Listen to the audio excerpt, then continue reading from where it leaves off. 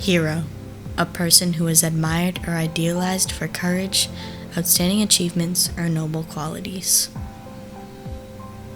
This is a true story of PTSD in the fire service.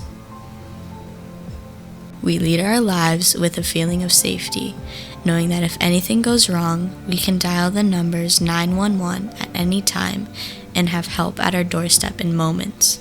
As a people, it eases our minds that there are professional men and women who will respond to our call for help and be there even during the darkest of times. This help that we so dearly require to function as a community causes our public safety personnel to be put in situations where they have to go through hell and back on an average day. All of it in order to maintain the community's sense of safety. As a people, we don't realize just what these men and women have to go through in order to make us feel safe. My name is Rich Mackinnon. Scott Albanese. Paul Jacques. Victor Soto-Perez. My name is Sue Koza. Mike Jefferson. My name is Rob McGrann. I'm president of the Professional Firefighters of Massachusetts. I'm also a firefighter paramedic for the town of Whitman. I'm a deputy chief with the Brockton Fire Department. I'm also the vice president of Local 144. City of Attleboro firefighter. Also the legislative agent for the Professional Firefighters of Massachusetts. Firefighter. I work for the city of Brockton. Also, I'm an 11 Bravo infantryman in the National Guard. And I'm a 29-year fire alarm operator for the city of Brockton. I'm a solo firefighter, and I'm the president of the Fraternal Order of Firefighter Military Veterans.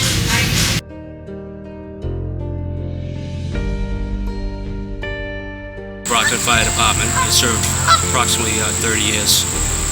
During that time, I was also a paramedic, hazardous materials technician,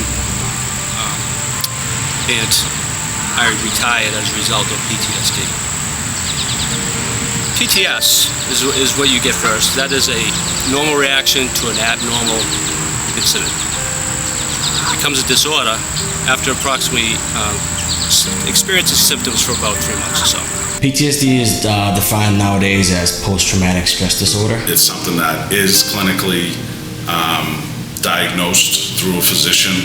We see it as more not a disorder, but as an injury. Kind of a hazard, a hidden hazard in our job that our members suffer from at traumatic incidents. Debilitating injury that first responders and in particular military first responders have to deal with on a daily basis. It's something that we want to handle as any other injury.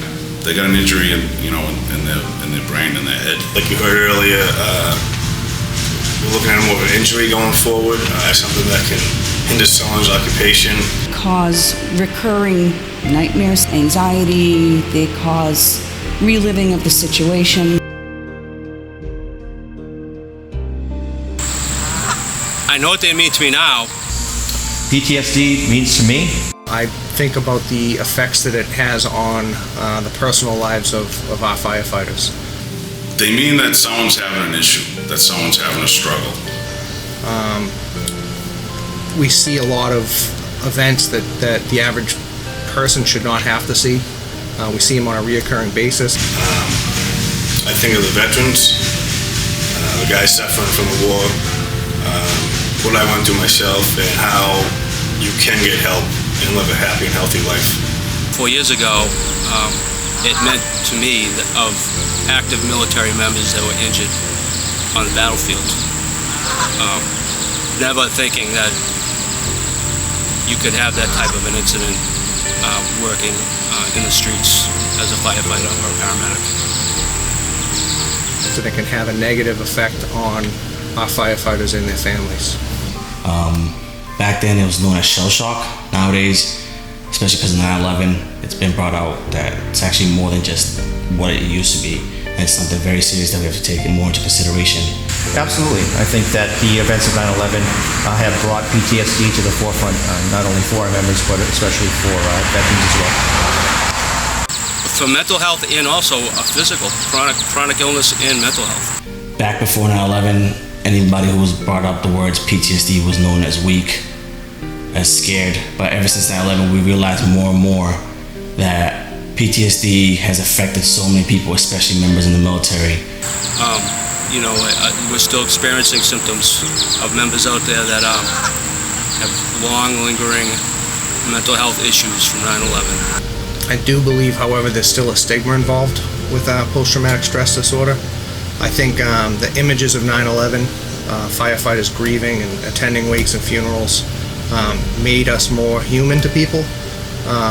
However, I think there's a stigma in the fire service in general about being bothered by events.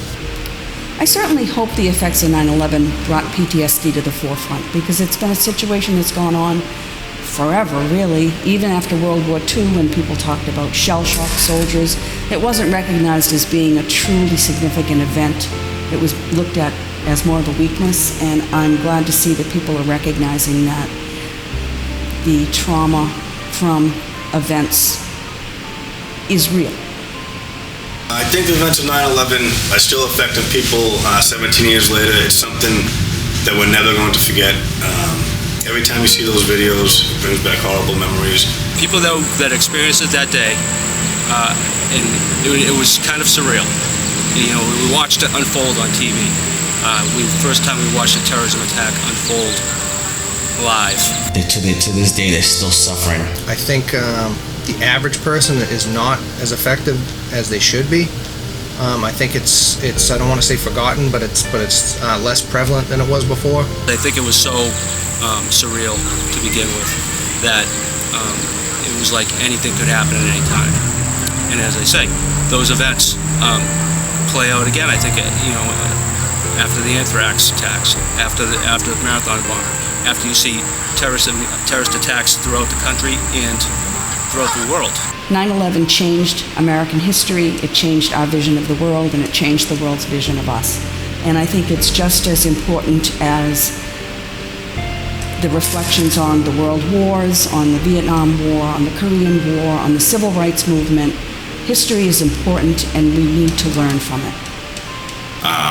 Just recently, we had 4 new firefighters that we got hired, and they were at a fire at a town next to us, and on their ladder truck, it says, instead of keep back 400 feet, 500 feet, it said keep back 343 feet.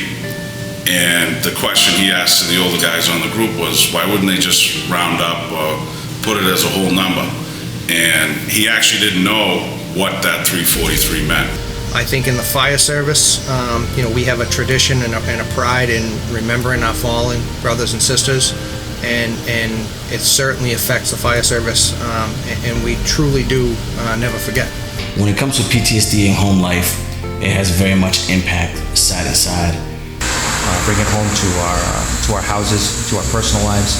It's something that is brought home and shared with all of us around, all of those around us. It's something that we don't experience alone. Our loved ones experience it as well. They don't really realize it until their significant other or children or family members says something, or they actually start doing something about it. Everything, I like to say, we have lives just like everyone else outside of the firehouse. Obviously in the firehouse, we live with the crew. A lot of times we're with the crew at the firehouse a lot more than with our family at home, due to the nature of, this business. We have to work extra shifts to make extra money. So we spend a lot of time at the firehouse. But at the same time, we're part of the community. We have lives outside of the firehouse. We have families that we have to be responsible for and live with. Personally, I thought I had been on the department for so long that I was just getting burned out.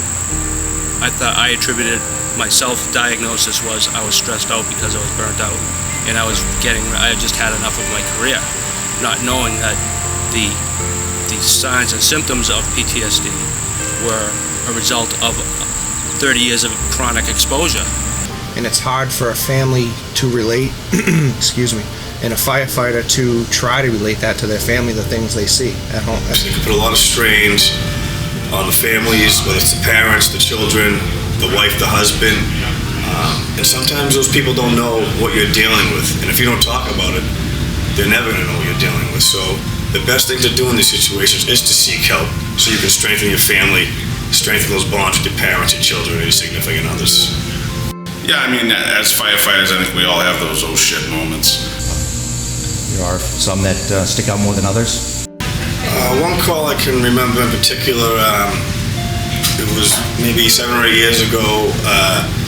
We had a hostage situation. SWAT team flashbanged the room. I just remember the smell and of the flashbang, the sights, and the guy down just instantly brought me. I mean, I wasn't out of it, but it brought me back to Iraq for a split second. I remember responding to a report of a pedestrian accident. You know, something's going on, it's the real deal. So when we pulled up, we got out of the car, we rolled up and we saw a kid's bike under a pickup truck. He directed us to take care of this, what we assumed was the father, probably a 40-year-old guy, in tough shape. But right next to him was a little girl, probably 5 or 6, and she was unconscious at the time. So our initial thought was to automatically, go to her. But this gentleman ended up being the stepfather, was in a lot worse shape. The chief was already there. He had already assessed the situation, knew that that's where we needed to be. During that time when we were loading him and working him in, you could hear the girl come to life and scream. He unfortunately died on the way to the hospital. We were able to med-flight her. She's fine. She lived. A couple weeks later, we actually had her in to the fire station in the Union, bought her a new bike, gave her a new bike. When I was deployed to Afghanistan, my squad leader, who's also one of the great leaders I've looked up to, was also a firefighter, and he's what got me to become a firefighter. A year after we got back from deployment, he ended up committing suicide from PTSD, and from that I've noticed that ever since that happened, I've realized more and more about PTSD, and that has affected myself very much to this day, even though it was 5 years ago. Tractor-trailer truck had plowed into a vehicle with a family inside, where it went into a ditch, and the truck landed on top, and we had to crawl underneath and extricate the people from that. They did not survive. There was children involved. Very tragic, and very something that you just never forget an instance like that. I was at work the night of my son's fatal car accident. I took the call, and I knew it was him in the car even before the announcement was made. I dispatched the med-flight helicopter to the scene before I was brought to the scene myself and saw the devastation of the wreck. When I take those calls now, I'm brought right back to the night that Noah died. My heart breaks for the families that I know are going through the devastation that I went through. We never know when the phone rings what's going to happen next, and my anxiety level and stress level has increased immensely after having gone through such devastating grief. They call it the backpack, approach. They put every time you have a bad incident, they'll put a pebble in a backpack, and that's an incident, and that's a bad incident. And at some point in time, that's going to bring you down, okay, because of the weight. You just can't bear the weight. That's kind of what happened to me, and that's what happens to us. So there isn't really specific incidents, but there's a lot of them. So to say there's one, it wouldn't even be. It's difficult to do. That any member that's been on the fire department for a while, our military veterans, there are events that have happened over the years and that they've seen that have a triggering effect. You know, you have to remember PTSD or trauma stress is not just first responders. It can happen to anyone. It could happen to someone who was in a bad accident, and the person in the vehicle with them got killed. It could be a woman that's assaulted that wasn't treated or is being treated, but always has that in the front of her head, and it causes havoc in her life. So it can be anyone that has a traumatic incident in their life. So we tend to get a real concentrated amount. That's why they focus on police and fire and first responders, and how we're going to handle those stresses and how we alleviate that stress before it becomes a big problem. There's buildings in the city of Brockton that our firefighters drive by, and streets that they go down that they remember critical incidents and stressors. It becomes a disorder when you can't function properly. One of the things that we talk about with our education is staying on top of that. And if I had an opportunity to speak to the families of the firefighters that I deal with, or anybody that we deal with, I would say, you know your loved one better than any of us. Keep an eye on them.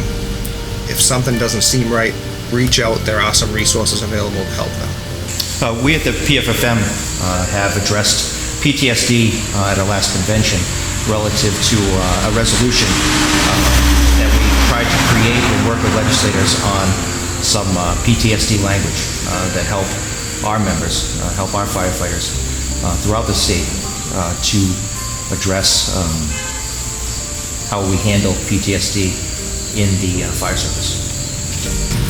I just like all the veterans and all the firefighters to know, and all first responders, if you're having trouble with these issues, please reach out before it's too late.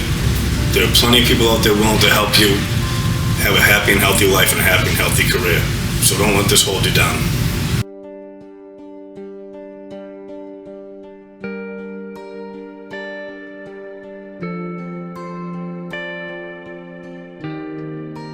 Our community's first responders are our heroes.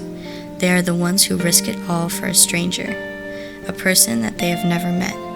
But most importantly, our heroes shouldn't have to be a hero for their family.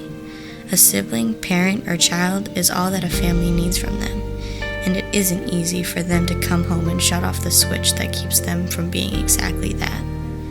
We should be there to help our heroes do this. Don't they deserve it? For everything they give up to help you? When does the stigma end? When can we say that we actually did it? When does the struggle cease to exist? What will you do to help your community realize this? What will you do to help those that will always be there to help you?